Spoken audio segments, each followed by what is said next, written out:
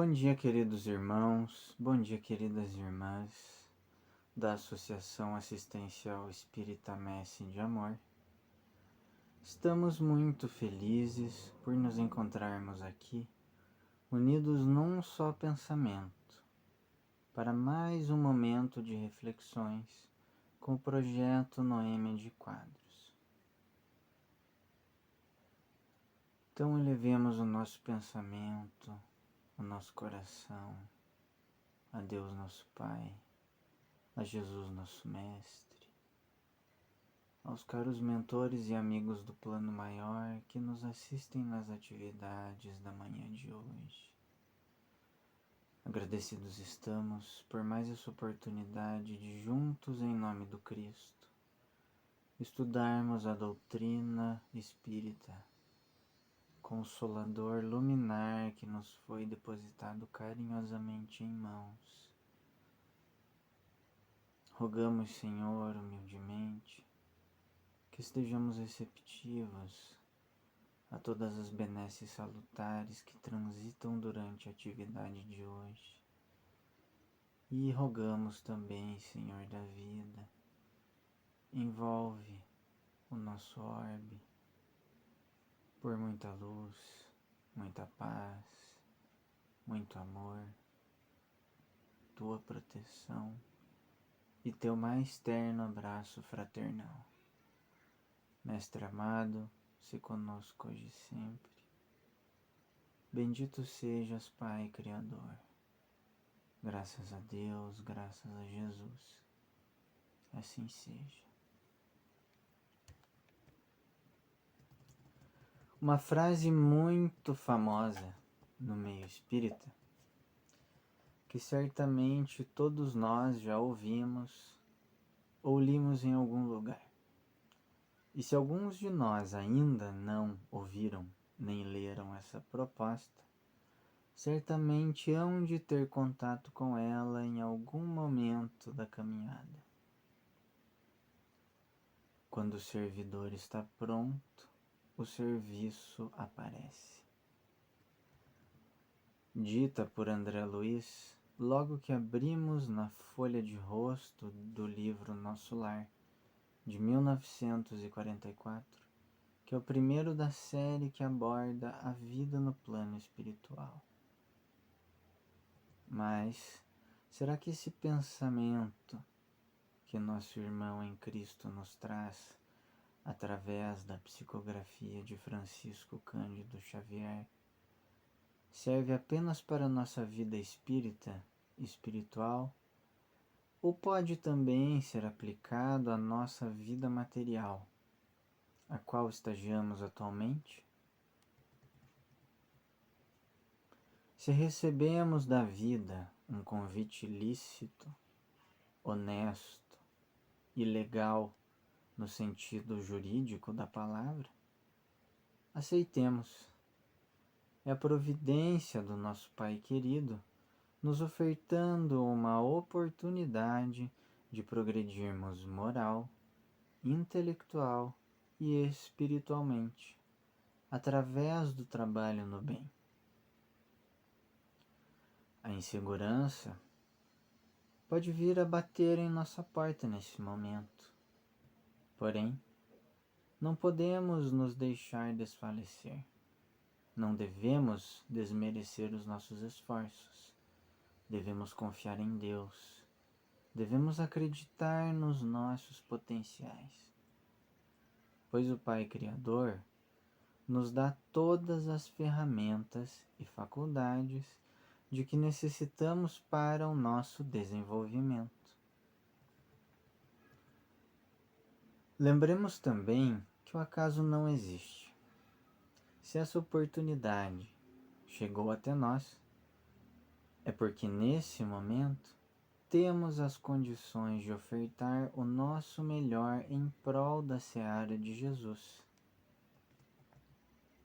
Pensemos em quantas oportunidades benditas nós mesmos já perdemos por pensar que não éramos capazes ou que não daríamos conta de determinada tarefa, devido à insegurança, devido ao medo,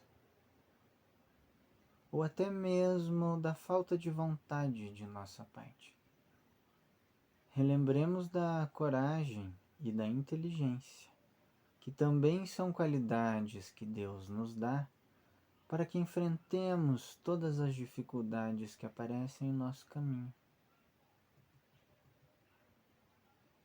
Quantas pessoas do nosso círculo social conhecemos que, devido à confiança, à coragem, à boa vontade, conseguiram superar obstáculos enormes e ou alçaram vitórias nos mais diversos campos da vida e hoje nos exemplificam os seus troféus morais, as suas conquistas profissionais. Todos esses louros entram para a contabilidade do nosso progresso como indivíduos e como espíritos imortais que somos. O serviço pode ser visto não apenas pela ótica do espírito, como no caso de André Luiz, mas também com os nossos olhos de agora. O bem que semeamos, as lágrimas que enxugamos, enfim, toda forma de caridade que prestamos ao próximo não reverberam como progresso moral e, consequentemente, progresso espiritual? Tudo está correlacionado. Nosso trabalho começa pela manhã. A conexão que estabelecemos com o Pai Criador, com Jesus, com os caríssimos irmãos do plano maior que conseguimos manter através da prece. Na convivência familiar, amando e tolerando muitas vezes irmãos com ideais e objetivos muito diversos dos nossos. No campo do trabalho diário, o dia a dia com irmãos que, em alguns casos, sequer olham para nós e nos desejam um bom dia de serviço. Na casa espírita, com irmãos que se afastam de nós por puro melindre, por ignorância, sem ao menos nos conhecerem verdadeiramente. Sejamos nós aquele pontinho luminoso a vibrar em prece por esses irmãos que têm as vistas ainda embotadas pela venda da ignorância, que têm olhos e não veem, têm ouvidos e não ouvem. Muitas vezes queremos servir, queremos auxiliar, mas aqui cabe outra indagação a nós mesmos. Será que estamos realmente prontos para servir? Não podemos forçar situações e nem as pessoas que nos cercam. Não temos o direito de agir às pressas, não podemos agir com improviso, muito menos tratar tudo com desleixo. Temos sim o dever de amar-nos e instruir-nos, como nos apregou o Evangelho, nos predispondo às qualificações, aos estudos preparatórios, aos seminários, às palestras, para que adquiramos valores morais, habilidades, para que adquiramos saberes, convicções e, acima de tudo, condições de sermos ceareiros do Cristo. A exemplo de André Luiz, que, querendo ansiosamente trabalhar na colônia de nosso lar, solicita uma audiência com o ministro Clarencio, para ver se ele poderia, se haveria a possibilidade de ser encaixado em alguma tarefa na área da medicina. Porém, a área médica e os procedimentos no plano espiritual são bem diferentes dos nossos aqui em terra. Isso André Luiz não havia se dado conta. E outro ponto que o ministro da colônia identificou no futuro trabalhador foi que ele ainda não havia se preparado para os serviços do plano maior. Não havia ainda conquistado determinadas virtudes.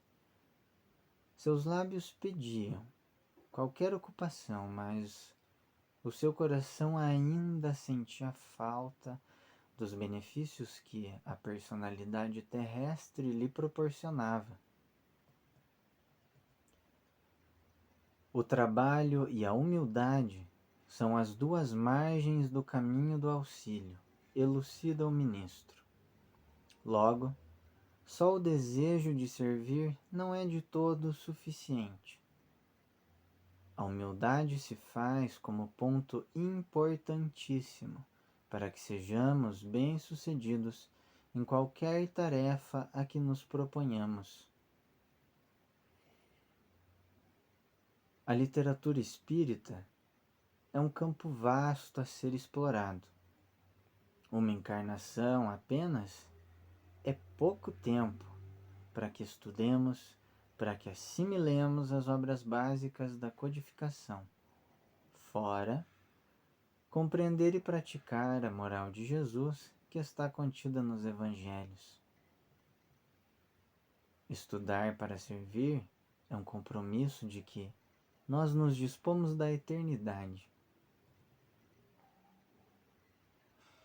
Tomemos muito cuidado para que não nos tornemos aquele trabalhador promessa, aquele trabalhador desertor, ou ainda o trabalhador estacionário.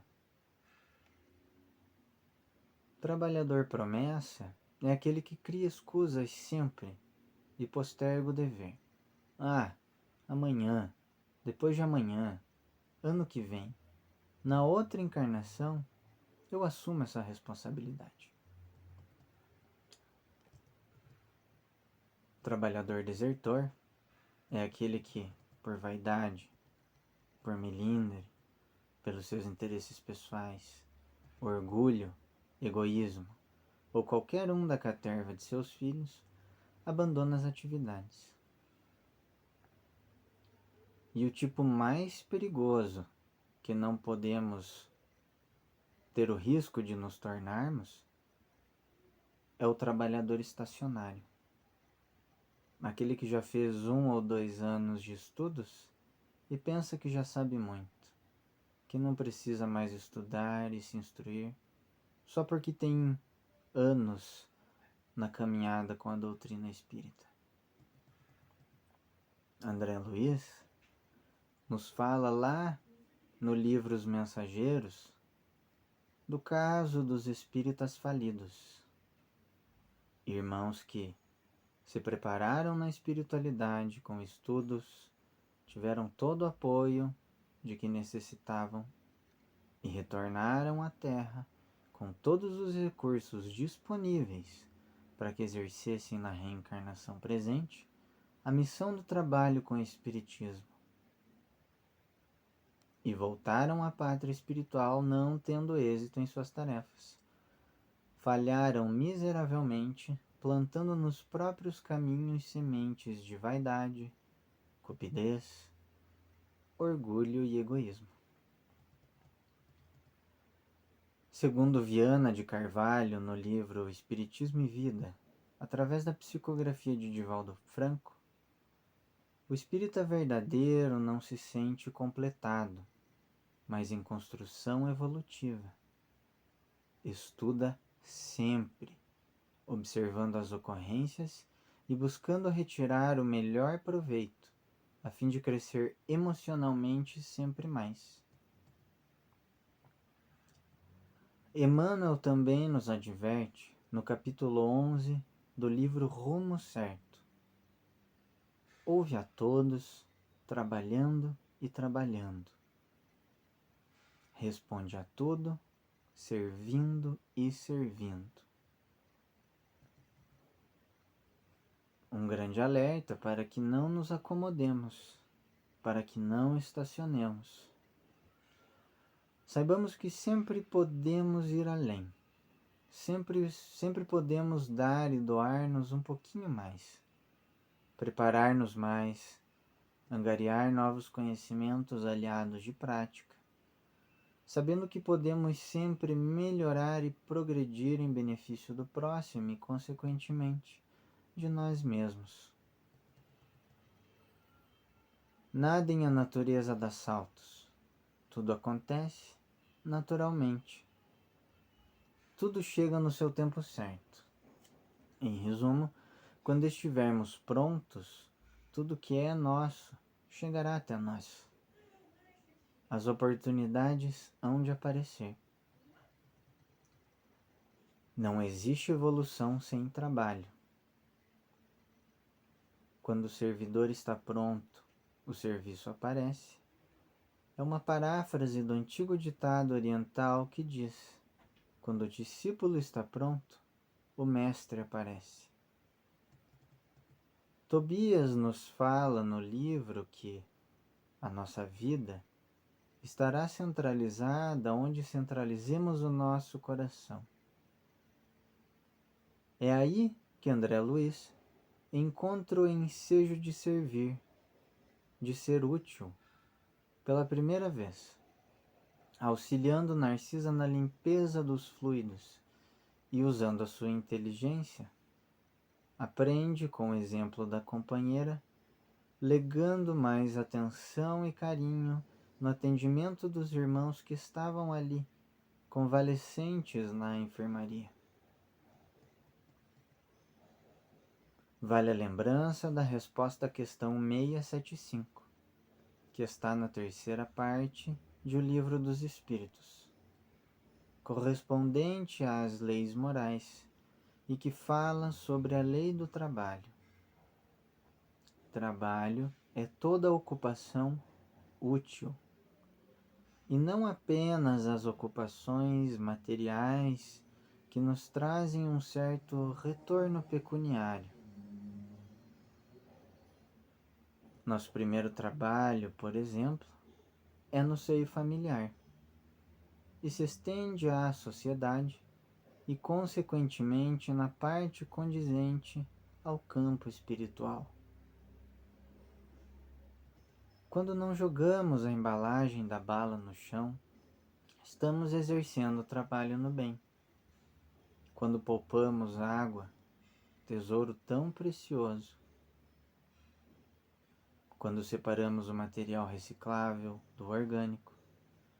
Quando voluntariamos-nos a quaisquer atividades de assistência ao próximo ou à natureza, ajudando uma senhorinha a atravessar a rua, atendendo daquele animalzinho abandonado perto da nossa casa, oferecendo alimento e agasalho ao irmão que nos bate à porta. Temos também o trabalho da parte moral, com aqueles irmãos enfermos do espírito, aqueles irmãos parcos de moralidade, que exigem de nossa parte o remédio de nossa paciência, o unguento da nossa tolerância. O trabalho de amor e de caridade, como nos bem elucidou o Mestre Nazareno. Oferecer uma palavra amistosa, um ombro de conversa amigo, um olhar consolador, um estímulo de incentivo, um simples bom dia, um sorriso, muitas vezes é capaz de mudar o dia do nosso semelhante. Aí está o trabalho nas suas mais variadas nuances, tanto nas pequenas como nas grandes coisas. É o trabalho de reforma moralizadora de nós mesmos.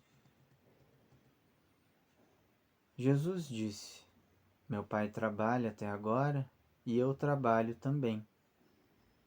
E quanto a nós, temos trabalhado? Temos trabalhado principalmente no quesito de moralidade? Fiquemos, pois, com algumas perguntas para nossa reflexão. Que trabalhadores somos ou que trabalhadores procuramos ser? Somos os trabalhadores promessa? Ou somos aqueles que desertam ou estacionam nas tarefas a que fomos convidados a colaborar? Somos candidatos ao serviço redentor porque temos em nós o desejo sincero de trabalhar e servir? Através de nossa autoiluminação, aproveitamos a sublime oportunidade de constar nas fileiras dos servos do Senhor? Que Jesus, o trabalhador incansável que nos convoca à cooperação, possa nos auxiliar a buscar a fidelidade a Deus, pelo esforço constante no serviço do bem, ainda que trazendo as marcas das imperfeições morais, mas, igualmente, pelo reconhecimento de nossa condição de criaturas destinadas à luz, necessitadas do exercício de servir e trabalhar, por nós mesmos e pelos outros, na construção de um mundo melhor.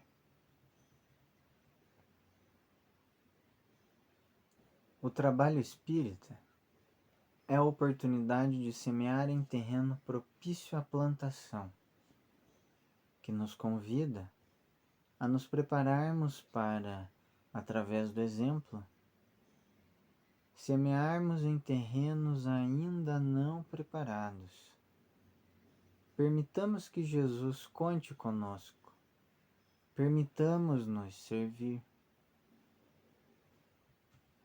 Se o nosso trabalho é simplesmente entregar uma mensagem na porta da casa espírita, façamos. Mas façamos muito mais que isso. Entreguemos a mensagem com um excelente bom dia, com um sorriso sincero estampado no nosso rosto. Pois o Espiritismo é uma doutrina leve, é alegre. O Espiritismo nos dá vida. Então devemos sorrir. Sejamos alegres. Sirvamos, mas sirvamos com alegria. Devemos banir do nosso vocabulário, da nossa mentalidade, frases como: eu estou pagando determinada dívida.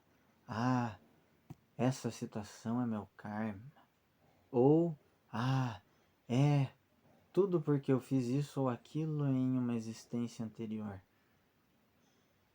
Ser espírita não é isso. Ser espírita não é ser queixoso, não é ser reclamão, não é ser maledicente. Ser espírita é ser alegre. Ter seriedade no serviço não é ser carrancudo. A mensagem espírita é de otimismo, é mensagem de consolação. Por isso, sejamos otimistas. Assumamos o serviço por amor e não por barganha. O trabalho espírita não é mecânico. O trabalho espírita é afetuoso. Assumamos o trabalho espírita por amarmos e sermos espíritas. Façamos o bem pelo bem. Façamos o bem por amor a Jesus e por respeito ao estandarte da falange que tão carinhosamente ostentamos. Fora da caridade não há salvação.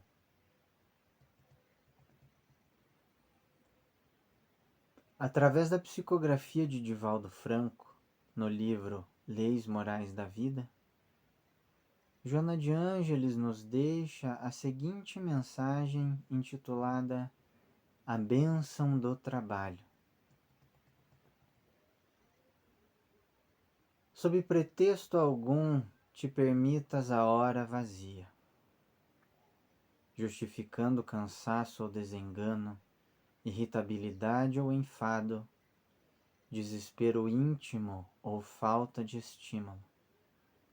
Evita cair no desânimo que abre claros na ação do bem, favorecendo a inutilidade e inspirando as ideias perniciosas. Se supões que todos se voltam contra os teus propósitos superiores, insiste na atividade, que falará com mais eficiência do que tuas palavras. Coagido pela estafa, muda de atitude mental e renova a tarefa, surpreendendo-te com motivação para o novo prosseguimento do ideal. Vitimado por injunções íntimas, perturbadoras, que se enraizam no teu passado espiritual, redobra esforços e atua confiante. O trabalho é, ao lado da oração, o mais eficiente antídoto contra o mal, porquanto conquista valores incalculáveis com que o espírito corrige as imperfeições e disciplina a vontade. O momento perigoso para o cristão decidido é o do ócio. Não o do sofrimento, nem o da luta áspera.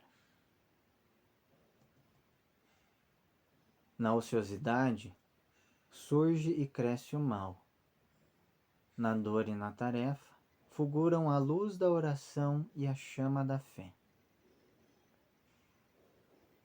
Maledicências e intrigas, vaidades e presunções, calúnias e boatos, despeito e descrédito, inquietação e medo, pensamentos deprimentes e tentações nascem e se alimentam durante a hora vazia.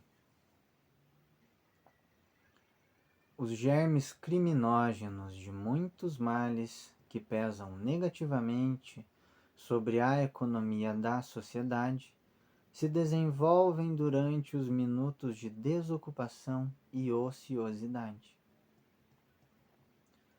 Os desocupados jamais dispõem de tempo para o próximo, atarantados pela indolência e pela inutilidade que fomentam o egoísmo e desenvolvem a indiferença. O trabalho se alicerça nas leis de amor que regem o universo.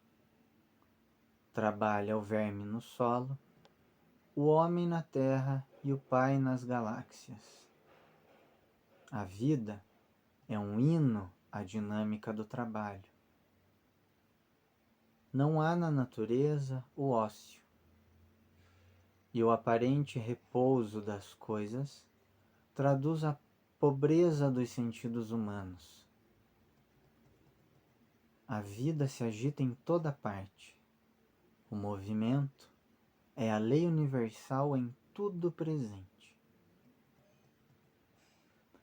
Não te detenhas a falar sobre o mal, atua no bem. Não te escuses à glória de trabalhar pelo progresso de todos, do que resultará a tua própria evolução. Cada momento, sabiamente aproveitado, adiciona produtividade na tua sementeira de esperança. O trabalho de boa procedência, em qualquer direção, produz felicidade e paz. Dele jamais te arrependerás. Não esperes recompensa pela sua execução. Produze pela alegria de ser útil e ativo, içando o coração a Jesus, que, sem desfalecimento, trabalha por todos nós, como Pai Celeste que até hoje também trabalha. Então, mantendo a nossa mente, o nosso coração, com as reflexões que Joana de Ângeles nos trouxe nessa mensagem do livro, rogamos humildemente, Senhor. Pai nosso que está em todo o universo, santificado seja, Senhor, o teu nome. Venha a nós o teu reino de paz, de amor e de concórdia. Seja feita, Senhor, a tua vontade, assim na terra como em todos os planos e todos os mundos que criaste. O pão nosso de cada dia dai-nos hoje sempre, o pão do corpo, o pão do Espírito. Perdoa, Pai, as ofensas, as dívidas que cometemos, à medida em que aprendemos a perdoar as ofensas e dívidas que nos são direcionadas. E por tua misericórdia, Pai, não nos deixe cair em tentação, mas livra-nos, Senhor, de todo mal e da prática da maldade a quem quer que seja e onde quer que estejamos. Pois teu é o reino, o poder e a glória infinitos e eternos. Graças a Deus, graças a Jesus, assim seja. Desejamos a todos os irmãos e irmãs que nos acompanham um bom final de semana de confraternização com aqueles que mais amamos e mais queremos perto de nós. Que Jesus, nosso Mestre de amor por excelência, ilumine todos os caminhos e os corações de nós todos. Muita paz.